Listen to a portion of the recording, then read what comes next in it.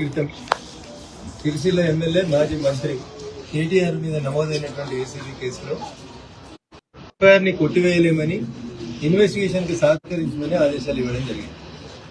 దీని మీద టీఆర్ఎస్ లేదా నానా యాగి నానా గగ్గోలు చేసే కార్యక్రమం చేస్తాం. ఏం మాట్లాడినారు కేటీఆర్ గారు? కేసు రిజిస్టర్ అవుతున్నారు, గదేం కేసు, లొట్టపీస్ కేసు, 5 నిమిషాలు ఇట పోయి అట్లొస్తా అన్నాడు. ఎవరొద్దు అంటున్నారు ఇప్పుడు? మరి లొట్టపీస్ కేసులో పోలీసుల ముందుకు పోయేందుకు కేటీఆర్ ఎందుకు భయపడుతున్నాడు? ఫస్ట్ ఏమన్నాడు? దాంట్లో అవినీతి జరగలేదు అన్నాడు. అవును, పైసలు ఇచ్చినా బరాబర్ ఇచ్చినా మంత్రికి ఇచ్చినా అన్నాడు. మరి బరాబర్ ఇచ్చినా అని ముచ్చట్నే ఏసీబీ ఆఫీస్కి పోయి చెప్పు. నన్ను వకీళ్ళని తీసుకుపోనిత్తలేరని దొంగేడుపులు ఏడుస్తున్నాడు. దొంగలకు వకీళ్ళని తీసుకొని పోలీసు స్టేషన్కి రానిస్తారా పోలీసు వాళ్ళు? లాస్ట్కి ఒక మాట్లాడుతున్న కేటీఆర్ దగ్గర 10 ఏళ్ళు మంత్రిగా చేసినావు కదా, తెలంగాణ వచ్చినాక ఏం చెప్పిండు? తెలంగాణ పోలీసు వాళ్ళు చాలా గొప్పోళ్ళు, దేశంలో నెంబర్ 1 పోలీసు వాళ్ళు, తెలంగాణ పోలీసు వాళ్ళు అంటేనే భద్రత బాధ్యత 2 మాయే అని చెప్తారు.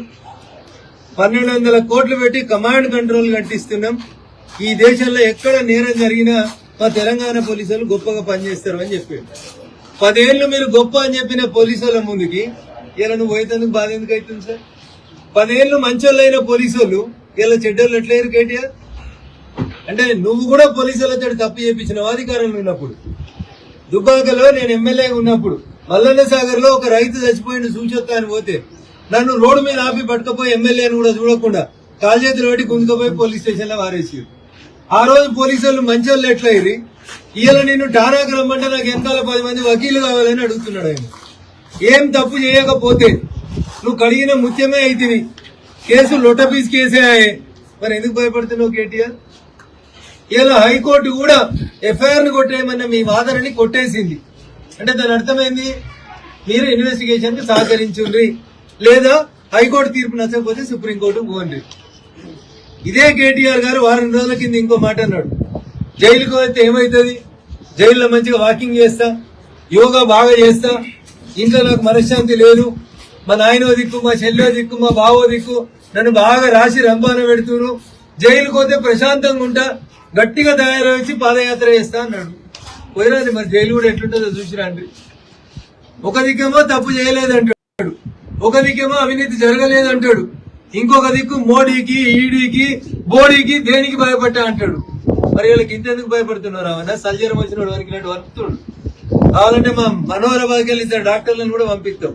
ముందైతే నువ్వు పోలీస్ స్టేషన్కి పోయి చూడు, పోలీసు వాళ్ళకి చెప్పు ఏం చేసినావో చెప్పు.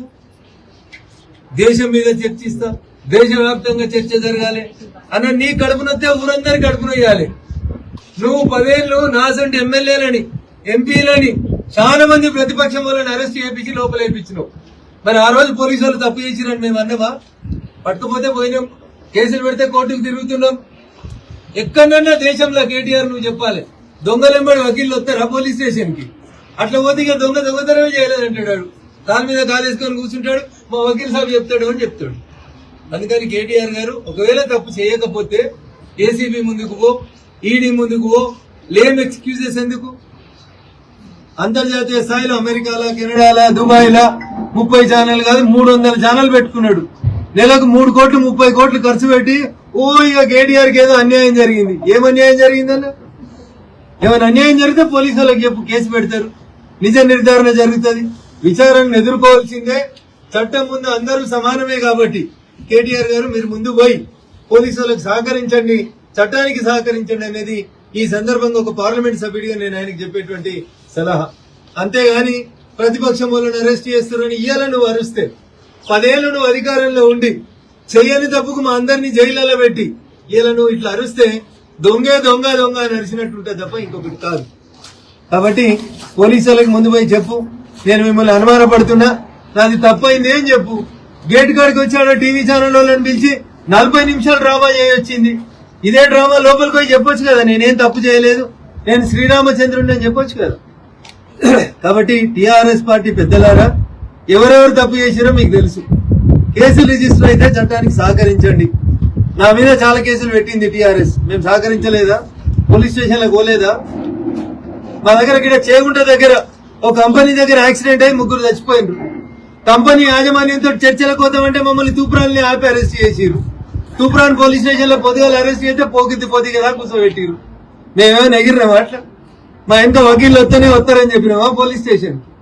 కాబట్టి తప్పు చేసిరు కేటీఆర్ అంటేనే ప్రజలు నమ్ముతుండ్రు, ప్రభుత్వం నమ్ముతుంది, పోలీసు వాళ్ళు కూడా నమ్ముతుంది. ఒకవేళ మీ మీద మీకు విశ్వాసం ఉంటే, మీరు తప్పు చేయకపోతే నేరుగా పోలీస్ స్టేషన్ కు మీ దగ్గర ఉన్న కాయిదాలు ఇయ్యండ్రి, పోలీసు వాళ్ళు విచారణ జరిపిస్తారు. అంతేగాని పోలీసుల మీద, కోర్టుల మీద అపనమ్మకాన్ని కలిగించేటువంటి ప్రయత్నాన్ని చేయొద్దని ఈ సందర్భంగా నేను కేటీఆర్ గారికి చాలా స్పష్టంగా అయితే చెప్పదలుచుకున్నాను. Thank you.